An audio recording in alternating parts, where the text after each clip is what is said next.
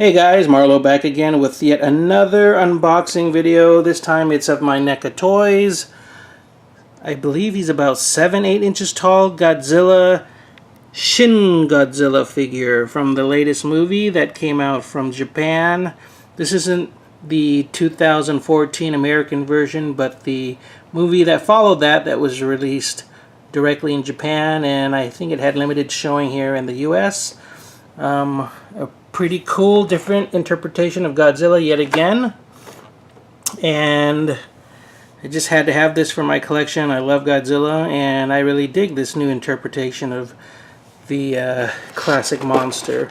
So here he is in the standard NECA clamshell style box. The back of the package there, some really cool artwork of the SHIN Godzilla, or SHIN Gojira. And I kind of hate this 1954 Godzilla there. I don't even think it's NECA. I think that's like a Bandai figure. I don't know why the heck they're using that as the art there, but they've been using that so far. So let me cut this open and give you guys a look at the figure. Here is a figure out of the outer shell, still in the package. Just giving you guys a quick look at that before I set him loose. Held in place with some wires. These wires are really annoying, and you know, a lot of your toys come this way. You can spend some time unraveling each one, but I like to take some nail clippers like this. This is a big set of nail clippers here, and with these you can simply cut the wires. It's a lot quicker. And for those that like to tear into your figures really quickly, I'm trying to do this with one hand. It's my left hand, which I don't really use, so it's kind of tricky. But yeah, it makes it a lot quicker to get these wires off and unbox your figures. So just a quick tip from me, just wondering how you guys do it too. And after getting the figure out from there, after undoing the wires, you get the main figure with the tail that's separate. And you can see there, you're supposed to pop it onto that ball joint. So let me put them together, get them posed up for you guys, and give you guys a better look.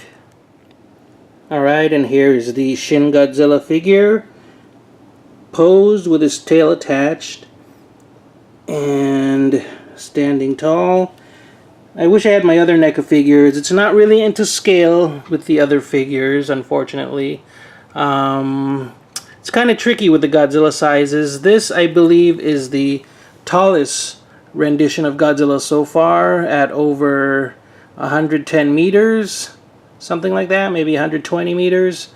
The American 2014 rendition was the next tallest at about 110 meters, and the previous Godzilla renditions before him were even smaller, going from about 100 meters down to about 50 meters for the original 1954 Godzilla.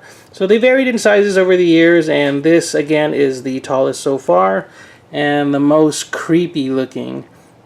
Now in the image here, he looks a little more like a standard Godzilla with the hands posed, you know, like in an aggressive manner like that, but in the movie, he looked a little more stiff. His hands were kind of facing upwards. He kind of looked like he was in a constant state of pain or agony. You know, when I see hands like that, I kind of think of a creature in agony. He's just kind of like, ah! So he didn't really move his hands too much in the movie. They were kind of faced upwards that way. And his mouth and head did all the work for the most part. The figure is really cool. The mouth opens up wide. And in the film, if you've seen it, spoiler alert I guess, the bottom mouth also could split open, and then he would emit this crazy laser beam type ray from his mouth, which was kind of neat. So that's pretty cool. Head rotates around, the neck rotates, arms move pretty nicely. There's a bend at the elbow and at the wrists. So again, I was able to rotate that upwards. You can see some movement there at the knees and at the ankles, hips, tail. There's various joints along the tail. And this portion of the tail, you can see these holes. That's a clear indication that there's usually a wire in there, so it's a bendy tail.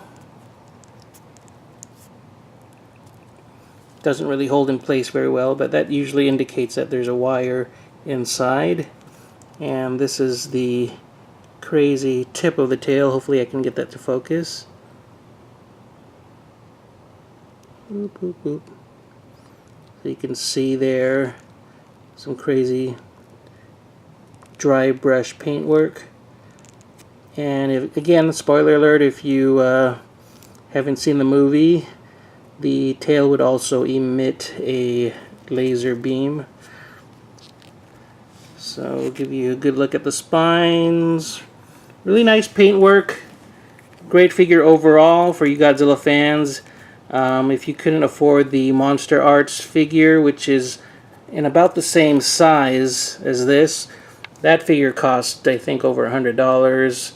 Had a little bit more detail and articulation, but for this price, this figure retails for about $20–25. I think this is a really good deal, and I love the colors on this one a little bit better. I think on the $100 Figure Arts figure, the colors weren't as vibrant or red, but again, I think the details on that figure were a little bit better, as well as the articulation. But great figure overall. Hopefully you guys enjoyed the video. Please give it a thumbs up, like the video, share the video. Please subscribe if you haven't already. And keep on collecting, guys. Take care. Bye-bye.